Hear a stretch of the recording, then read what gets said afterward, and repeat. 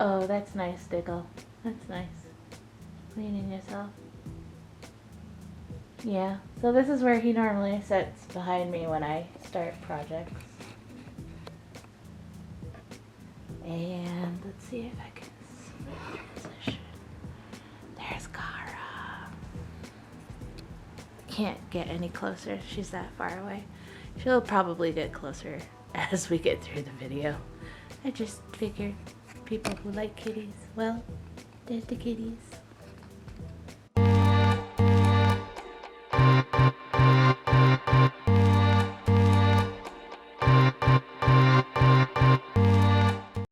So yeah, I have my stuff all ready to go on the table for this new challenge. There we go. Instead of using my camera and swatching all these out in front of you, I saved time. That took up a lot of time last time. So here's all my blue art supplies. That's the challenge for today, is using only my blue art supplies, because you know I said in the last video that it's gonna be a hot minute before I do this again. Well, it's been a hot minute, and my friends decided to vote for this, and you're all bums. But sorry for that. The cough is coming back. Life of a teacher, you always have this nasty cough. Alright, so let's just jump right into it. So looking back on this now, this was actually one of the easier, if I had to compare it to the last one, the green one, the one that I did before with all of my green art supplies, this one was the easier one to do.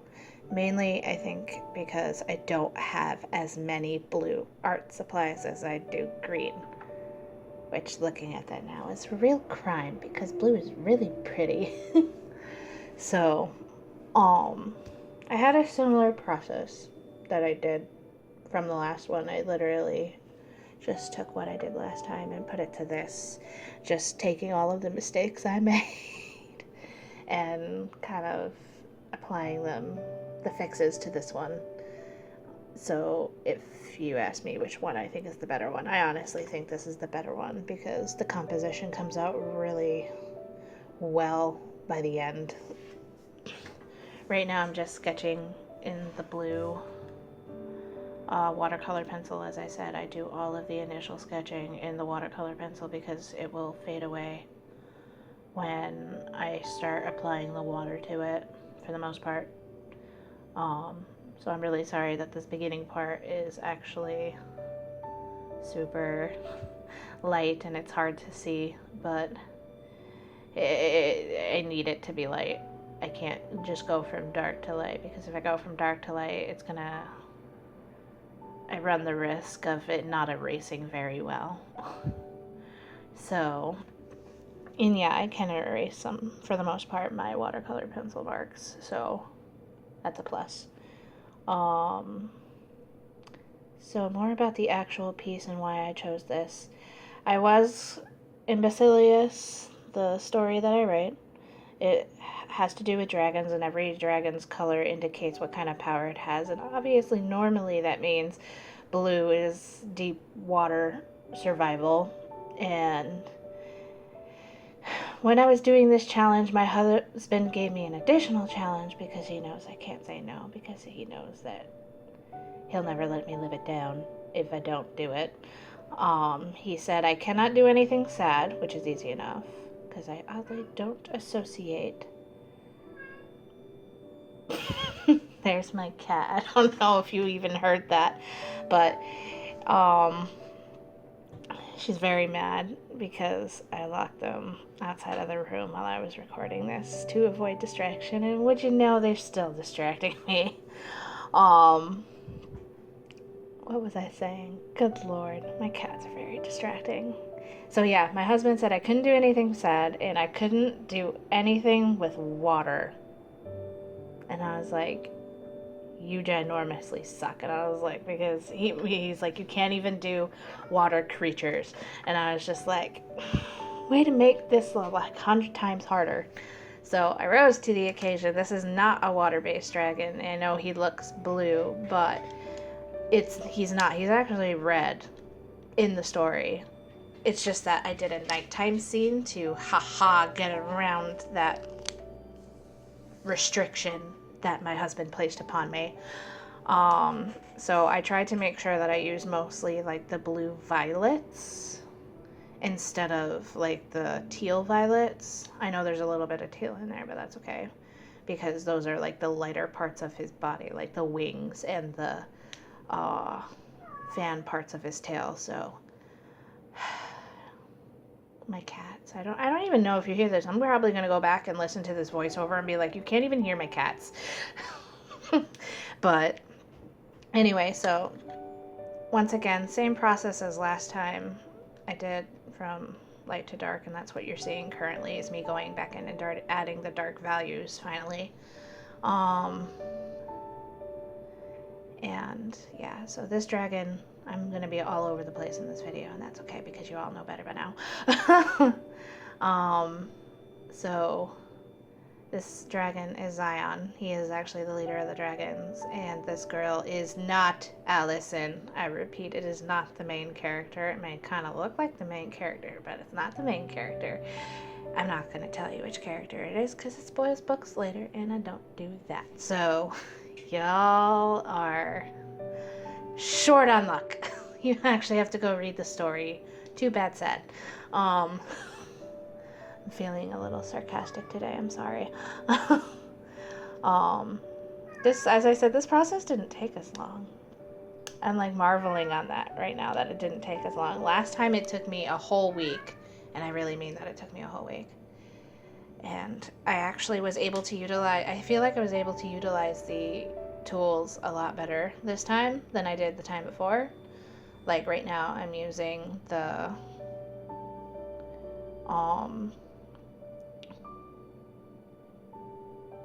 what's it called? The Artist Loft's alcohol markers. There we go. Sorry, spaced out. Totally spaced out.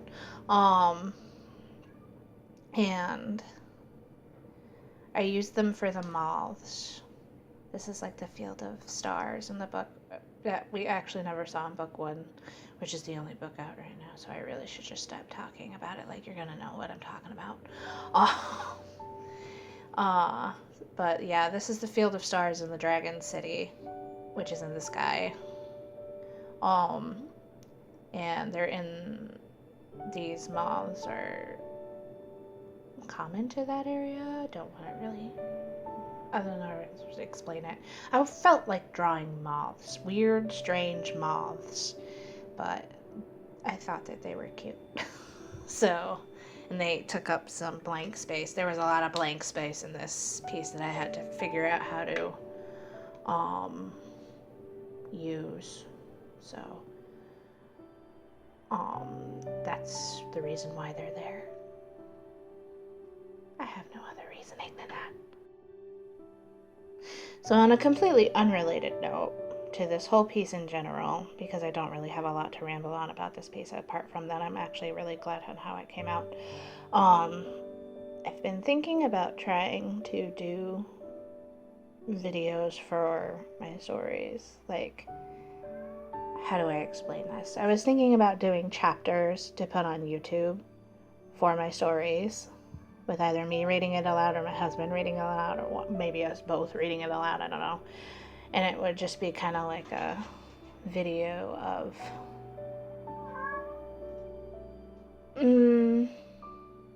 God, I don't really know how to describe this. How I have it in my head, I guess just having it line by line appearing on the screen, almost kind of like the story is unfolding before you as you're listening to it. And you get to see the pictures and whatnot. I don't know. It was an idea I was toying with. I toy with a lot of ideas on this channel now, because this is my main creative outlet, because my job just takes up all my time.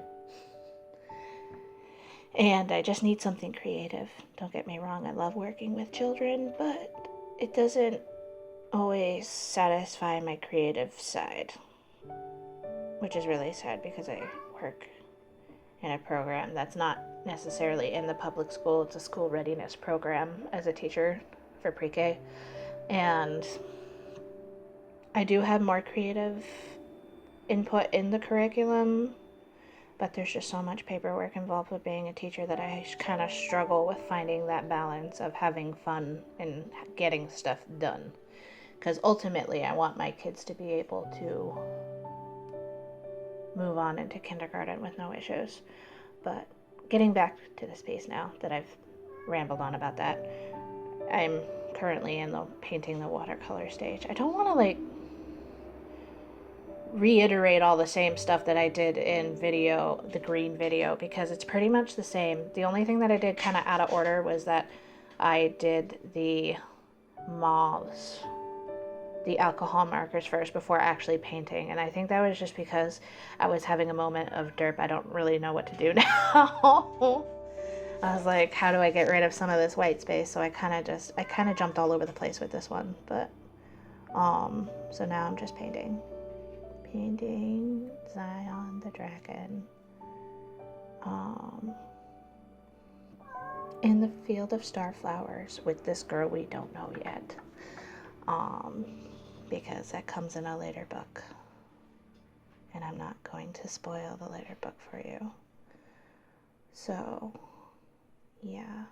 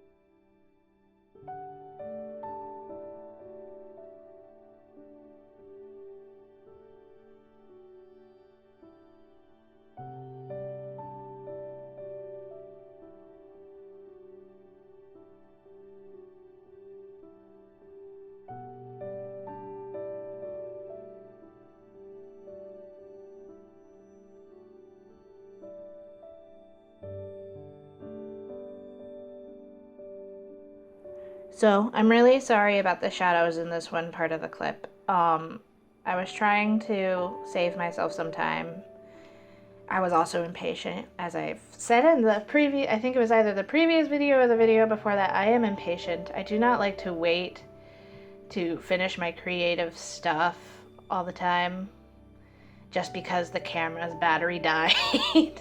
So I was trying to get some stuff done at night, and the way that I had positioned the light, my big bright light, was behind my hand. Big mistake. Don't do that, because now there's like shadows all over the picture and it's hard to see what I'm actually doing at various parts of this clip. And I would have just cut it out, but it was the only part where I was using the Tombow markers, and the Tombow markers saved my butt, like I said before. They really added that contrast to the picture, and I didn't want to disclude it because it's kind of important for how I do these challenges with all of my stuff. And I don't know if it's useful to anybody else to see it done this way, but I didn't want to exclude it, so I'm not going to. I've just made it shorter than it normally is.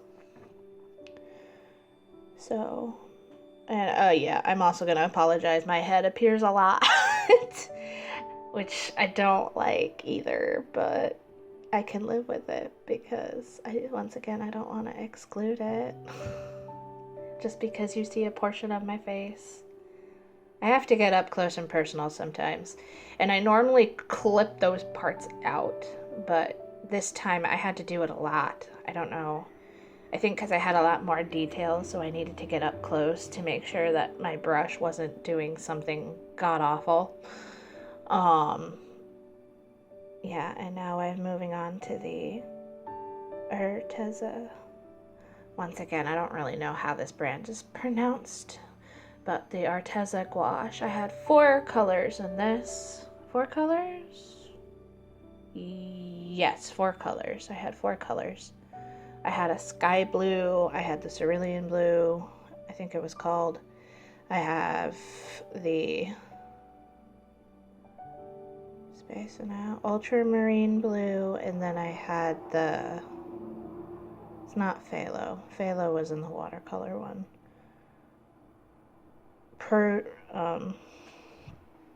The dark blue, whatever it is. I'm spacing out on what it's called right now. But yeah, I had 4 colors, and I had to be really careful about this because, as you see happening right now, that ultramarine blue was really close to that other marker that I did. So this process was really hard because last time the Arteza gouache didn't encompass so much of the painting. This time I have so much open space that it did. And I, of course, wasn't very smart. I wasn't very smart about how I did this because I did the moths first. And when I was trying to paint around those stupid little antennas, I was screwing up constantly. So yeah, so that's why it skips ahead, because I had to just do it off camera because the camera was just too distracting and I didn't want my head in the way. So now I'm just adding with like I actually used acrylics. I actually have blue acrylics this time. Somebody got me a set of acrylic paints over Christmas. I am not an acrylic painter by any means, but I have used it on projects before. I can use it. It's a matter of whether I want to use it or not. But I will use it because somebody was nice enough to get it for me. So I'm using it in this one, and I'm going to use it on a future project. Not going to tell you what it is. You got to look on my Instagram to see what I might be doing. But you'll see it on a later YouTube video if you don't. So, oh great, my program is glitching. Thank you, Lightworks, for glitching on me. It doesn't like when I just keep playing, I guess. So we're just gonna play it again, and there we go. Fixed it. Yeah, I watch this as I do these voiceovers because I try to time it so in this particular ones, like not my speed paint rambles, it doesn't really matter in my speed paint rambles because I just ramble. Yes, how is that any different to what I'm doing right now? I don't know. But it makes more sense when I'm talking about stuff at the time I'm actually doing it on camera, so that's my kind of process behind it. And Lightworks, you're being a pain again. Anyway, so this is kind of like the final stage. This is where I'm adding all the colored pencils and the extra watercolors to add those shadows and those highlights and all of that great stuff. I actually had a micron pen in blue. It was dying, so it didn't really help me any at certain points, but I actually had one. And as you see, I also have some Prismacolor fine liners. Those were life. Those were life. As I said, I think I did a better job on this one than the last one, mainly because maybe I've done it once, so now I had done it once, so now I just like, okay, I kind of know how this is gonna go today. So yeah. So this is it, finished. I'm not gonna touch it anymore. Here's some slow-mo shots because I'm so good at doing those. Heavily sarcastic today. Anyway, here is the actual still version of it. Ooh, I didn't really get the flower at the very bottom of the page. Well, that's because the page was kind of like warping because this isn't the best paper to be doing that on. But anyway, thank you so much for watching the video. I hope you like this as much as I liked it because I really do like it. And give it a thumbs up if you like it. If you want to see more videos like this, subscribe to my channel. I think that's everything. I'm going to go do whatever today. I'll see you next video. Bye.